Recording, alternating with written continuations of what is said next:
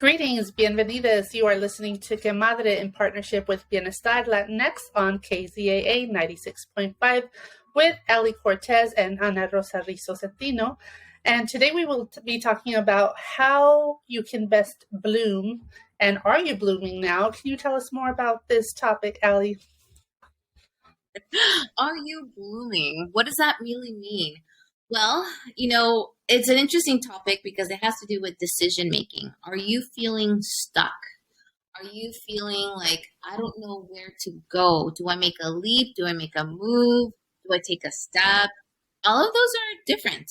They require different energy. So it does take a lot of reflection of where are you at and how are you going to make that decision that will impact your entire life. And it's so interesting that this is happening because, before we start recording, we were talking about these, like, we're at these forks, right? We're at these forks and it's like, do we make a left? Do we make a right? Do we stay? Do we go? And it's interesting because I think collectively we are really experiencing that. And because also there's been this full moon we just recently had, and it's the strawberry moon. And that has to do with like the wild harvesting of the wild strawberries.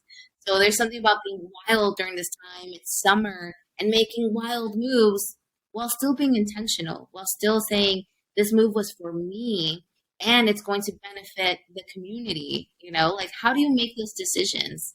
And so when it comes to blooming, like, you need all the right ingredients for blooming. You can be in a pot all you want, and have like, certain ingredients, and you can only like grow to a certain degree, but like, are you ready to just really be out there, bloom like everything without like so much like hard work, like to flow naturally, kind of like the vines, that they just go everywhere. Like, I kind of have this energy where I'm like, I want to go there, but what is keeping me from that and that reflection?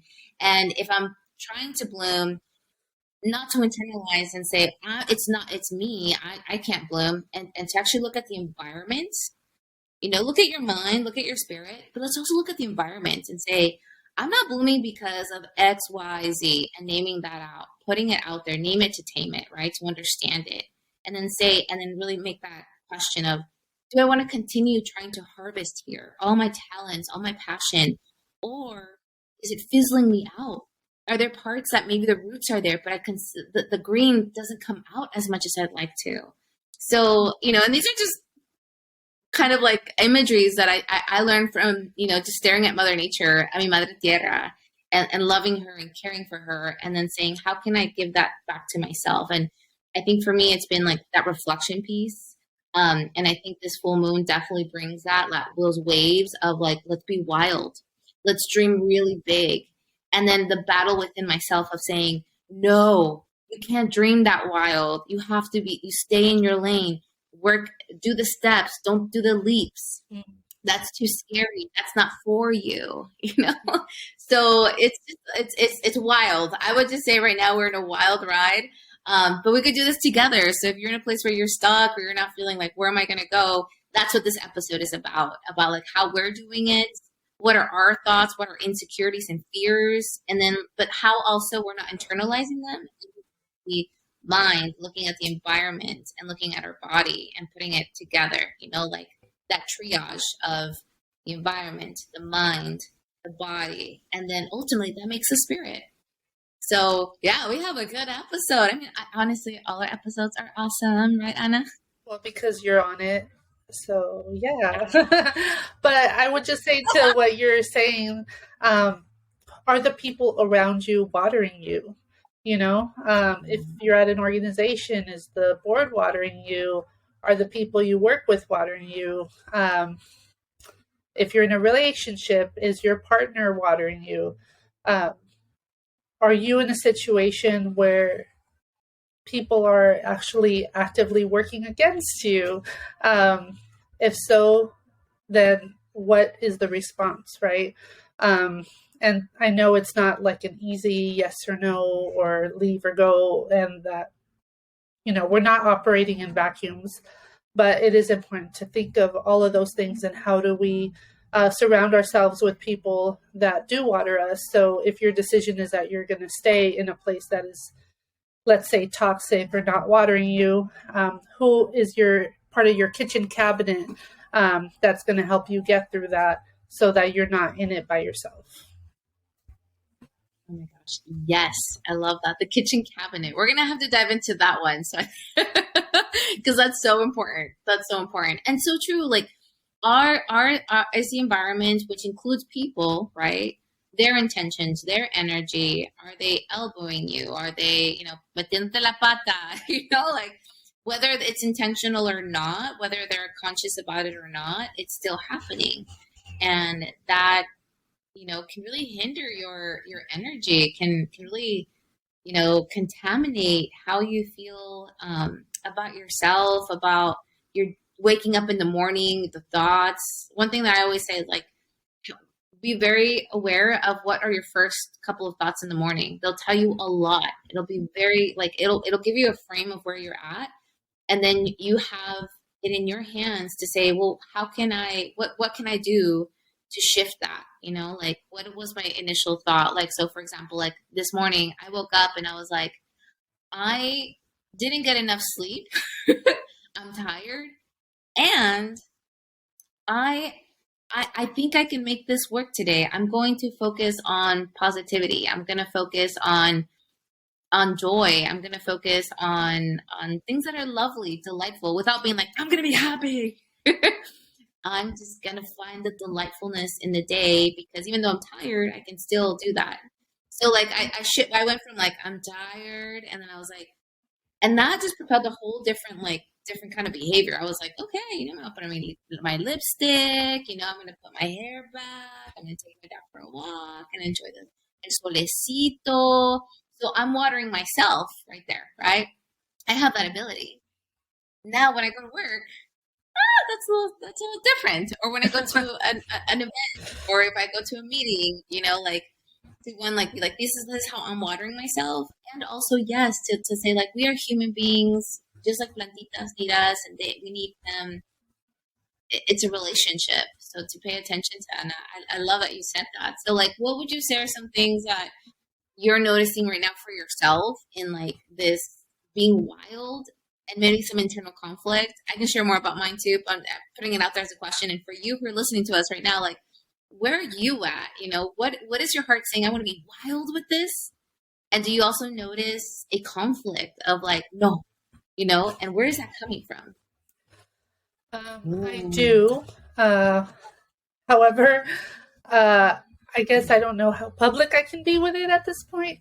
Um, but I am definitely excited about Gloria going on summer break, because I like to be wild with her and go and play at the parks and at the beaches and just go have adventures. So there's nothing on that end that I want to tame. I just need to find time in my schedule to make it happen, because, as you know, I'm involved in several things, to put it lightly. And so I'm trying to be really intentional about making time for her. But I'll say that.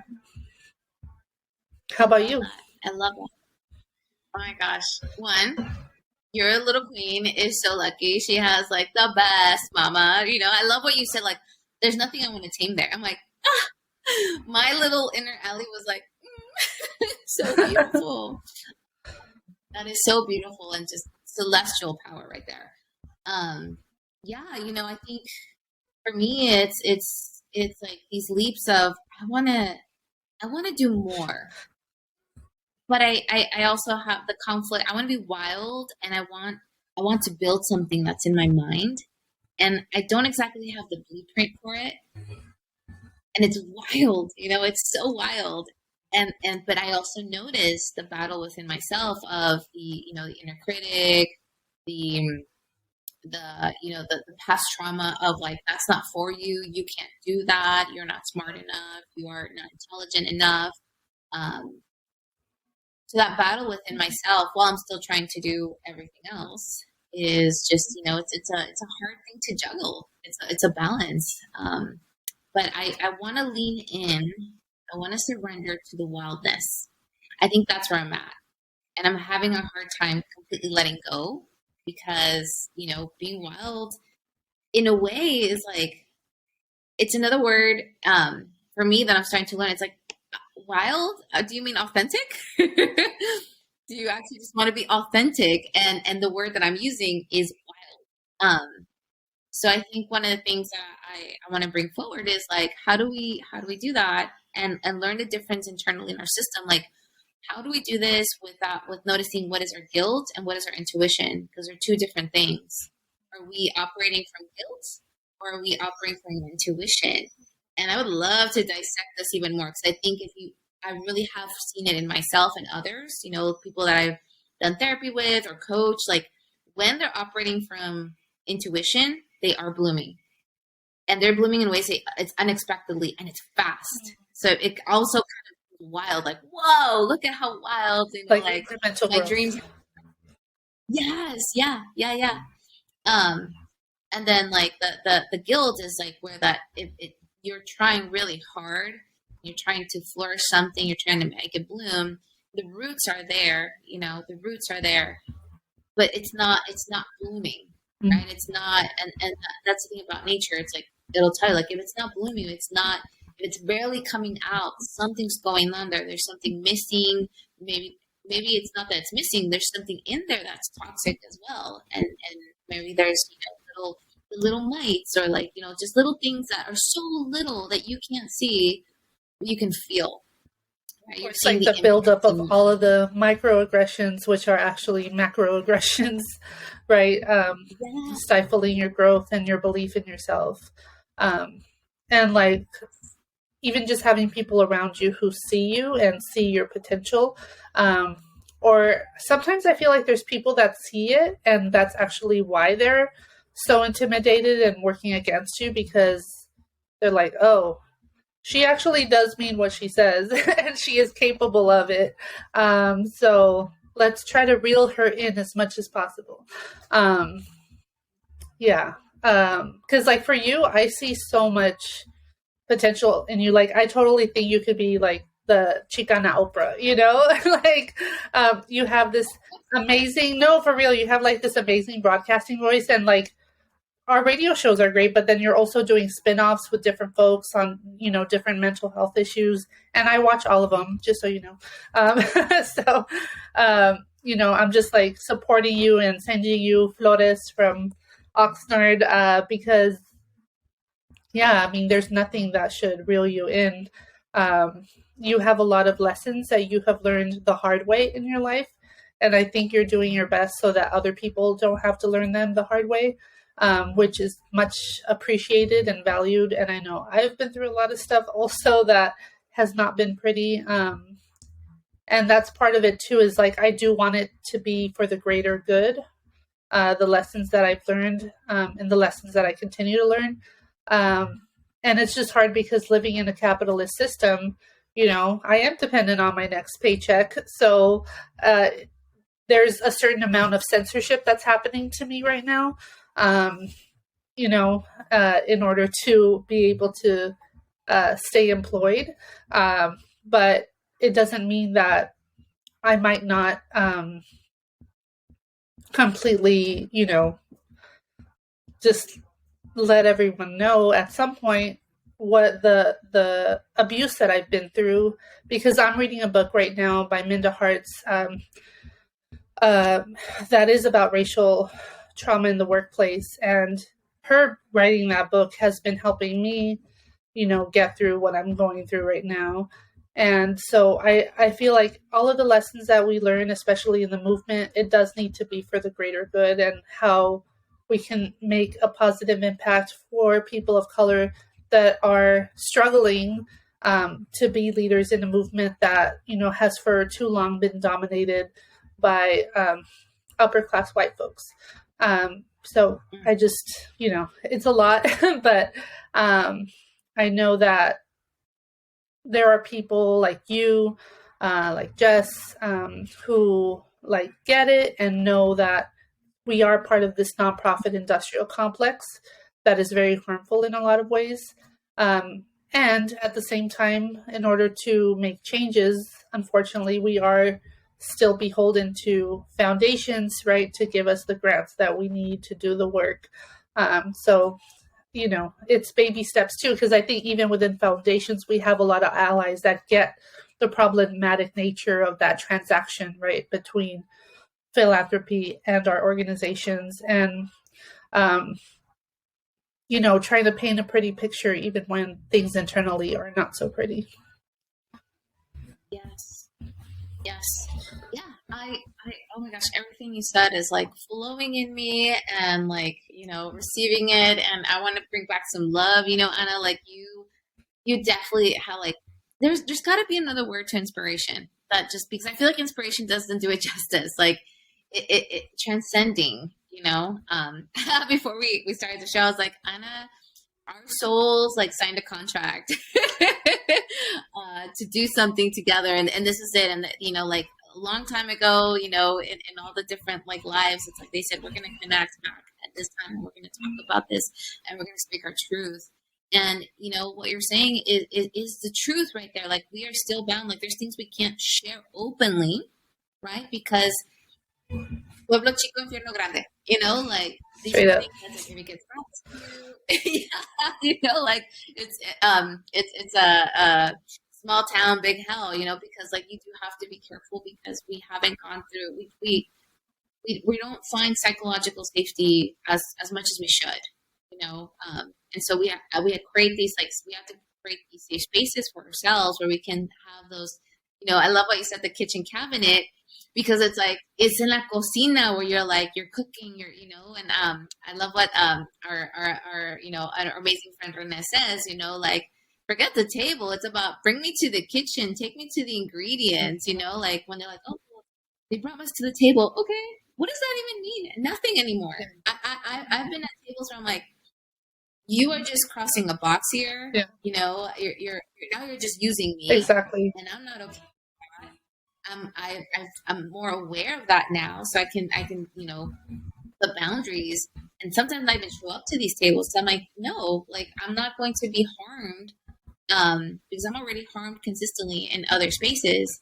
I need to like protect myself. Mm-hmm. So I love when you said about the kitchen cabinet, because it's like the word cabinet is that capitalism, like, oh, the cabinet, and this is where big decisions are made. Well, you know what? At the kitchen, that's where a lot of good decisions are made, because that's where the ingredients are. That's where you're measuring, like you're tasting, me gusta, me sale saborcito. So the kitchen cabinet is like, I would love to hear more about what that means to you, Anna, because I have an idea, but like when you brought it up, and I was like, I want to dive into that. I want to dive into that concept more. Well, I come from a lot of different kinds of spaces, but one of them is I used to be an elected official, and as an elected official, you get the official people who are helping you, who are part of the city, and those are outward facing people. But in my situation, we were dealing with a lot of corruption. So those people were not really the people that I trusted to do the work with the community. It was the community organization folks who were out there and talking to folks and seeing how we could make the changes. And so it's really like who are behind the scenes doing the work that is going to make the impact and that are going to help you. Basically, who's your team? Who's on your side to do the work that you need to do?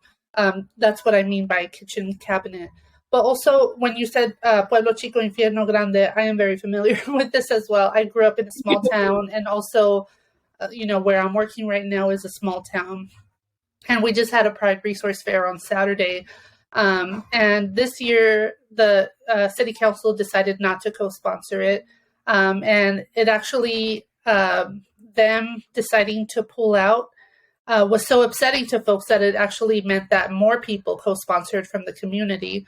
And we had this beautiful event on Saturday that was just so inclusive and safe. And it just made me think too about like all the queer youth, in these small towns where it's a very conservative atmosphere. How do they bloom, right? What kind of spaces can we create through nonprofits, through the schools, so that the larger ambiance, right, of hate doesn't penetrate to folks' souls?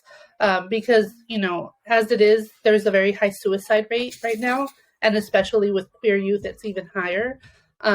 So that's what I'm thinking about too when we say bloom, like from a young age. How do we help our kids bloom? How do we help our youth bloom? And just give them all the love, all the watering that they need, all the soil, you know, all the seeds, just to make sure that they feel the love. Yeah, it's all the affirmation, right? It's like you belong here, like really, really nourish that throughout like all the development stages. So important.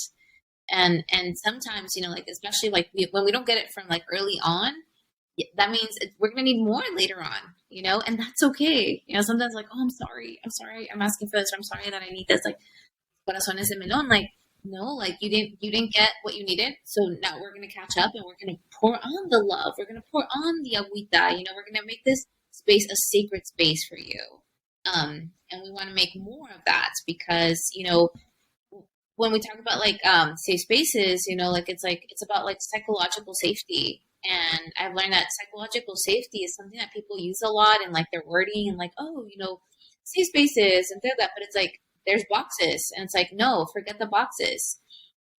Safety comes from a feeling, right? So you can't box that. This is why like as a like someone that like does assessments, like I still have a hard time with assessments. It's like, do you check the boxes?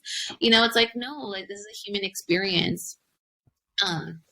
It's sometimes we focus on like the like the way the wording or when they create things are like, oh, it's a programmatic, and that's words, that's cognitive, like logistics, but like safety is about the feeling. It's about our feelings. It's about like really like, and it's very nourishing. It's very impactful.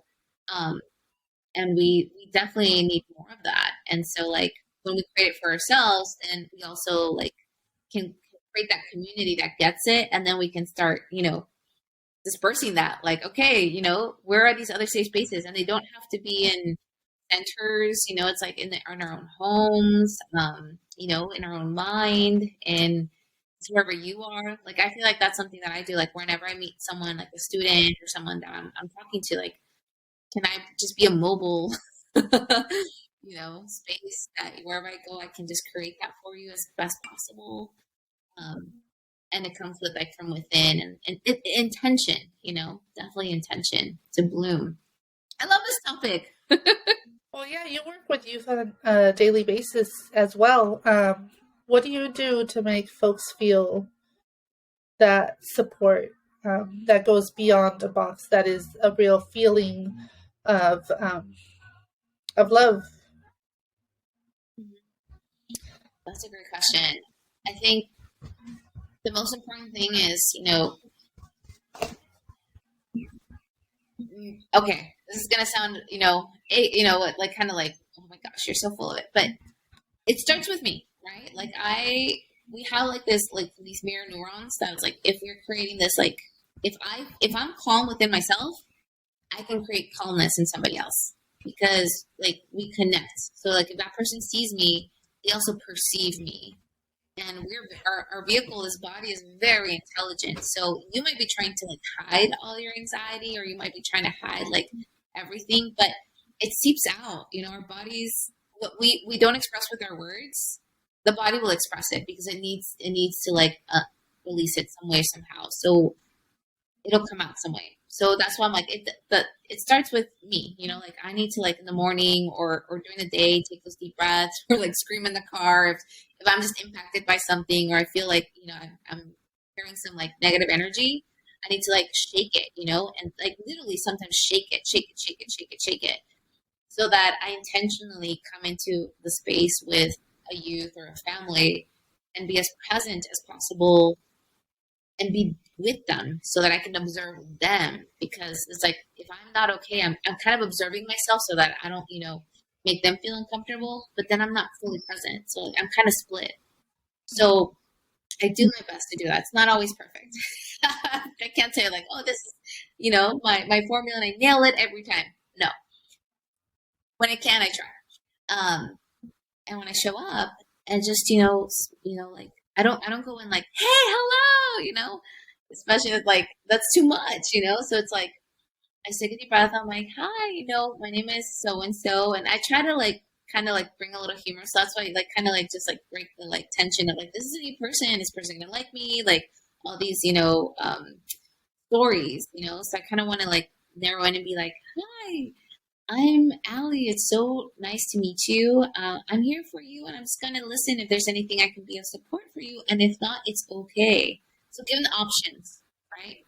Because sometimes there's too much like, oh God, now I have to tell you my story, and I have to, right? And I want to share that you don't have to, and I have to do that quickly to say like you have options here, and if you say no, it's okay. I'm a revolving door.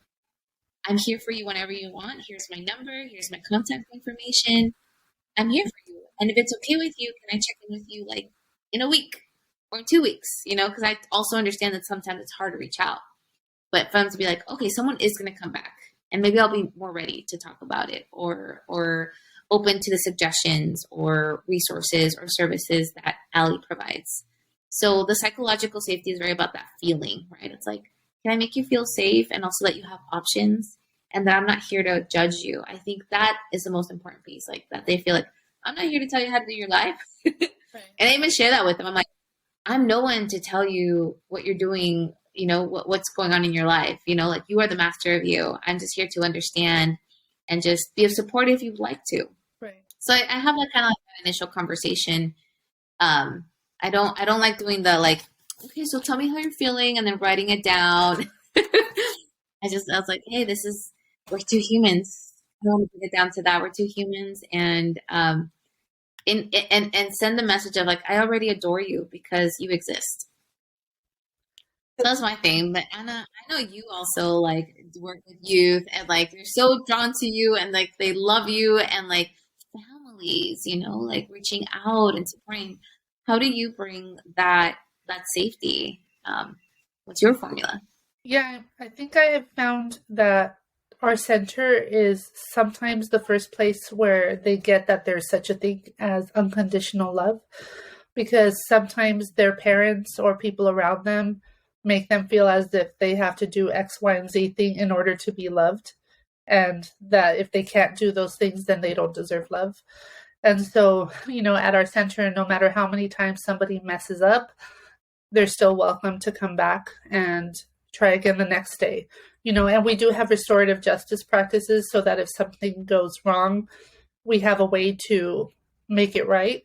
And once that restorative justice circle happens, then everything's cool, and that's brushed, like, then that's history. It's not something they have to keep reliving every single time they come back, right? So I think just that concept of unconditional love is really powerful, because you deserve love just because you exist, not because you're the smartest or you're the prettiest or any of that stuff. And for me, it's been interesting too, because as a woman of color, people in our lives may not tell us that we need to be X, Y, and Z in order to deserve love, but we definitely get those messages from the larger society. And, I have to constantly tell myself, like, actually, you do deserve better.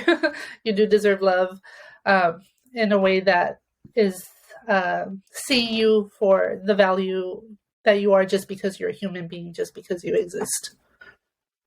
Yes. Yes. Yeah. Oh my gosh. Yes. When you talk, I'm just like, oh, tell me more.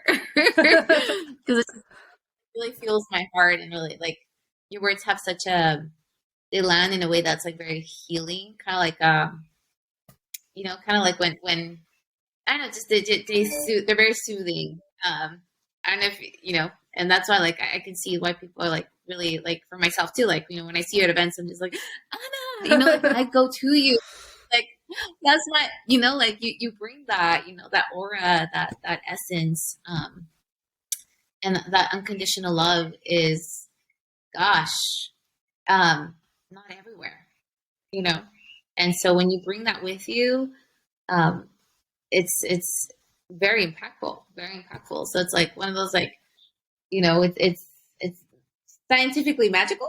I don't know if that's the word. I think, but you like love a, it. Scientifically magical. Yeah. Here we are making words up, Ellie. Yeah, so yeah, there's a lot of things we're talking about here, right? Like really ultimately to talking about like making those decisions for yourself. How do we bring safety for ourselves, for others? Are we blooming?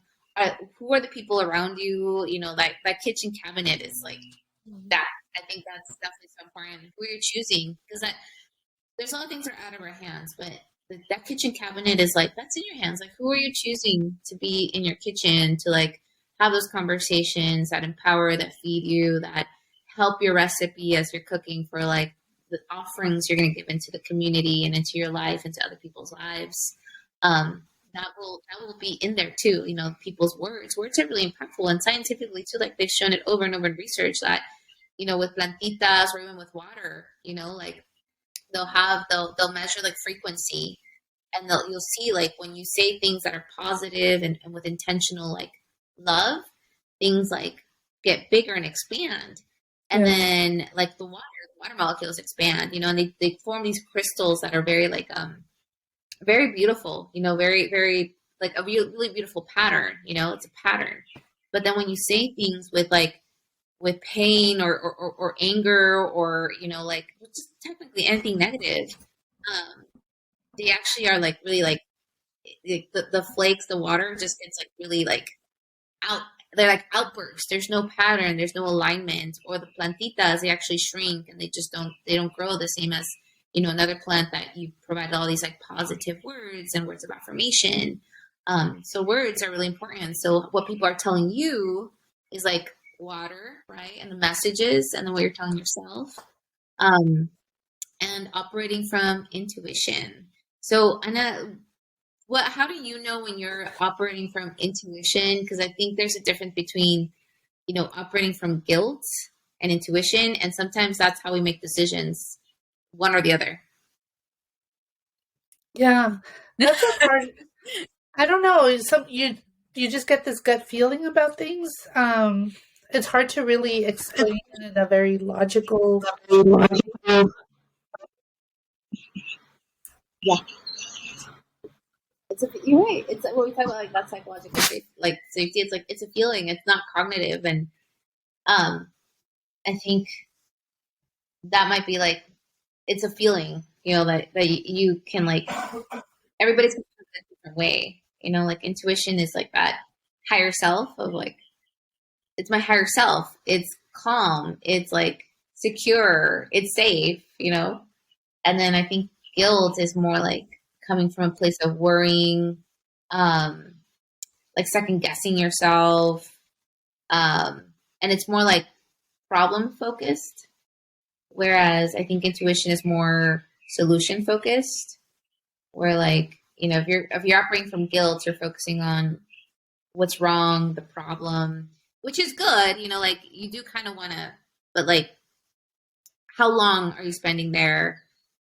And then intuition is more of like, well, these are some possible solutions, like more possibilities, more blooming, So it's like one is a little bit more blooming, the other one's like struggling, and it's not growing. I think Mhm. that's how maybe we can look at it that way. Yeah. Yeah, but as far as decisions, because you said that a lot of this is like making a decision. One of the things was the show itself, right? Because when Jess said that she wasn't going to do it anymore, I was faced with a decision like, oh, am I going to continue the show? And instantly I was like, of course I am, but it has to be with the right person. And so instantly, like, it was clear that you would be that person. And yeah, I mean, it definitely was a fantastic decision. And that's something that I want to be able to dedicate more time to the show. So I'm also looking at what else can I um, let go in order to make more room to, make sure that we do have a show every week so that we don't have to play old shows, which we were doing for a while. So, but yeah, hopefully you have enjoyed it too.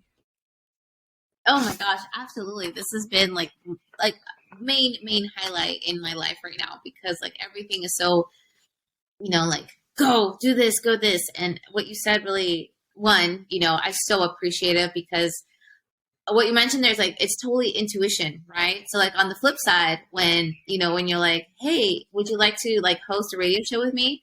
Like there was this moment of like everything slowed down and it was a hell yes. Like there was no, and in that moment too, I went through like, what do I need to let go of to make sure this happens? Like, and that I didn't even, it wasn't even, I didn't struggle with it.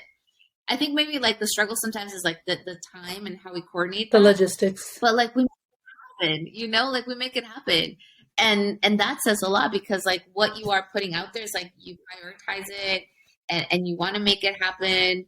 And so yeah, just know that on the flip side too, that everything slowed down and I was like, hell yes, like that bigger yes. And like I said, like our souls like signed this contract and like my soul's like ding, ready to go. So yeah, that's I think that's a great way to show like how even this show is like this was based on intuition, and there was no like, oh man, I have to do this. How am I gonna do this? That never happened.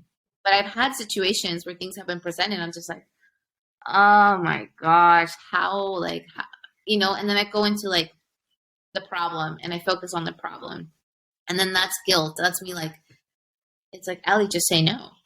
Just say no. And I'm like, the self-doubting, worrying is because I have to say yes. I have to say yes. And then like that battle. So that would be like, that's when you're operating from guilt. So like, if you're listening, like when, this is a reflection time, let's all reflect together collectively. When have you made a decision that was based out of guilt? And when have you made a decision that was based on intuition? And what do you notice? What were the results? Are you satisfied? Like, are you satisfied or not? And most of the time when I make a decision out of guilt, I'm not satisfied. Right. I actually get more guilt. Right. And then it turns into shame. That's another topic. Yeah, it's a useless emotion for sure. Yes. It is. Like it totally is. It totally is. Like there's like, what did you learn from it? And that's why I tell myself, I'm like, oh, you continuously do this. Like, what are you learning here? Are you learning? But yeah, how do you like, we talked about kind of like sticking it out. Sometimes we stay in a place because we want to stick it out. We're like, I got to see this through. And I'm in a place like that too, where I'm like, I just need to see, will the change happen? That's hard. I can share from my personal experience in different parts of my life. I don't know, what are your thoughts on that? Yeah, I've been in that situation one too many times, I feel like. And for a couple of them, I'm no longer on the boards of those organizations because I did stick it out for a while and things were not changing. And I just had to come to the sad reality that with that configuration of folks, it just wasn't going to happen. And yeah, I mean, sometimes you just have to have a reality check because we can only do so much, right? Like, yes, we are strong, powerful Chicanas, but at the same time, like, we can't fix everything. It's impossible. So we do what we can, and yeah, you can give it some time, but I feel like you have to have an end to that, what that window of time is, where you can assess, all right, so is it changing? And if it's not, it's going to have more of a mental and emotional toll on me than I'm comfortable with. So I'm going to cut my losses here. Yeah. Yeah. That is such a keen observation. And like, I think you definitely like nailed all the points of like the questions, the reflection work. So it takes a lot of reflection, like when I can think about like the times I was in a situation like, do I stick it out? It's like, been toxic relationships. It has been boards. It has been also, candidly speaking, now that I'm not the executive director, but I can speak a little bit more about it. Even those positions where you're like, I just don't I don't want to be that story that I heard, of like the glass cliff where, as a woman of color and leadership, that it was really hard because of all the environment. And then I left because it was too hard. And that's a story, that I've heard. I'm like, no, like I gotta stick it out. I gotta make sure this doesn't happen. And I did exactly what you said, Anna, like kind of like gauging, like what's the tool here? And I'm not, I'm putting way too much in here and it's not blooming the way it should. And you said something like the configuration.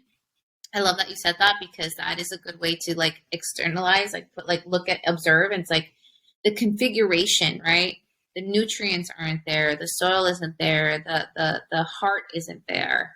And it's unfortunate because people do sign up to work in community with not the intention of centering community, and uplifting community. They're there because for titles, for them to feel good about, oh, look at me, I am part of this and I have, this on my title. That honestly doesn't mean anything if you're not really contributing, watering the nonprofit or the program that you're in. Like, I think I want to use this right now and just say, like, check yourself and say, are you really in this because are you doing it for the title and to say in conversation, oh, I'm in this board and oh, I'm part of this and I'm doing this, and to get that like, oh, wow, you really care. I think really that the checkpoint here is like, did you go to the program? Were you there and learning and then added more, Yeah. Is this a vanity project for you? Right? Yes. I know you have such a great way with words. Like, you just like, whoop, frame it. I love it. Oh my gosh. Yeah. Is this that for you? And if it is, hit the road. No, you want to maybe go do some classes or I don't know. Yeah, exactly. Hit the road. It causes more harm. It really does. It really does. And I think that's just the truth, and it's the truth for me as a woman of color and being in those spaces and just having to leave, and then having to deal with like the aftermath of leaving. I'll tell you this though, and I shared it with you, Anna, and everyone listening though, there is also the other side. If you're in a place where you're like, I have to stick it out and you can't anymore, I want you to know that also on the other flip side to this, on the, like, as time goes, it's true. Time heals everything. And you're going to take your gifts, your dones, your passion, your dreams, and you're going to be able to bloom that somewhere else too. I think sometimes we're like, oh, that's it. That's like, there's no book that says, oh, this is what happened to the, woman of color, the executive director after. Yes. They talk about, she just left and it was too hard and, blah, blah, blah, like another statistic, blah, blah, blah. Well, what about the, like, okay, let's tell the other story too. It's like, well, but that person also got to reflect, got to invest the time, the passions, and bloom in another place where other people got to bloom there too. Well, and also the responsibility that we have for a movement when there are nonprofit organizations, and there's, let's say, a majority white board, and they say that they want a person of color to be the ED. Is that supported by then an aim to make the board also more inclusive, and not in the way of just checking boxes, but actually making space for the gifts that we bring as people of color? Because it's not just like, oh, okay, that person has the top spot in the organization. Well, don't forget that the board is also above that top spot in the organization. So really the board is the top spot. So how committed to change within the board is that organization, right? Because without having both, then usually you're setting up the ED for not succeeding, whether it be because of ego issues or racism, or if it's a woman of color, sexism, and also having spaces that are that are friendly to parents, right? Because some organizations, like, they expect you to do the job at a pace where it's like, oh, you have to dedicate 80 hours a week in order to do it. And we all know that that's not sustainable. Is the structure of the organization catching up to the growth of the organization? Because some people stay with the same structure, even though the organization grows beyond what that structure can hold. So there's a lot of systemic components to success that people always leave out of the equation. And so when we're talking about blooming, it's like a structure underneath, right? The roots need to be able to really get in there and to make change that is going to last for the future, not just for the here and now. And I think that's what I've seen, time and time again, and not only in my situation, but in other organizations, is it's not set up for the organization to succeed. The ED is not, the staff is not, because the board is not looking at things holistically. And so in order for that blooming to happen, it needs to be seen holistically. And for those changes to occur, the ED has to have support, where it's like, all right, so let's make these changes, but you can't make these changes without support. So I just feel like it's a very large picture that we need to look at. And also, if I'm a person of color on the board where there's an ED of color, how am I an ally to that person so that they're able to make those changes that they see needs to happen, and not just say, oh, well, I'm just one person, because it's all of us, and if we don't demand accountability from folks who are not being accountable, then this stuff is just going to continue to replicate itself at every organization. And the foundations hold a very important piece of it too, is, when you do have an ED of color, usually that ED does not have the same relationships to wealth that a white ED has. So are we being clear about that and saying, okay, how can we do trainings on fundraising so that this ED can be successful and help their staff and their board, also do that fundraising? Because fundraising is not the job of one person. For a nonprofit to succeed, the board needs to fundraise, the staff needs to fundraise, and of course the ED has a very important role in it too, but they can't be the only one. Yes. Oh my gosh. Yeah. I wish I would have talked to you before. So thank you for those consejos. I mean, like, you really painted the big picture there, Anna. You really, really did. And I think those words are what are going to fuel some people out there, including myself, when it comes to that accountability, right? Like, the textbooks and everything, you go to these leadership programs and they're like, oh, well, this is what happened to the ED of color, and that's it. It's like, and you really have okay, let's zoom out though. Let's zoom out and really put the accountability, and because I've seen, like, board members like, well, they left because they couldn't handle it, and it's like, what? Or later on, like, oh, like we didn't realize what we had, right? And it's like, okay, what did you learn? Make sure you don't do that again. What you got to look at and say, like, what are we going to have to change? If you lost somebody that was really good, right? Whether you think she or he was not good, was good, still reflect on it. Like, if people are leaving your organization, if people of color are leaving your organization, question, go and reflect and work through it and get some help. Yeah. No, Anna, that was amazing. I think that's a whole other topic, and we could talk about this forever and ever and ever and ever, because we need this information, and I feel like that's also like, I want to sign up to that class with you. I mean, I think we could teach that class together. Yes, love. No, thank you so much for saying that. You have no idea how much you make my heart like butter. Thank you. All right, Melissa. Well, I'm looking at the time, and holy. Is it time to start wrapping up? I'm looking to my lead. Yes. Yes, we found a word to substitute so that you don't cuss. It's shiitake, like the mushroom. Oh. I love it. But anyways, it is time to wrap up. The time flew today. You have been listening to Que Madre in partnership with Bienestar Latinx with Ellie Cortez and Ana Rosa Rizzo Centino on 96.5 KZAA. Hope you tune in next week, and we'll see you then, and you can listen to us then.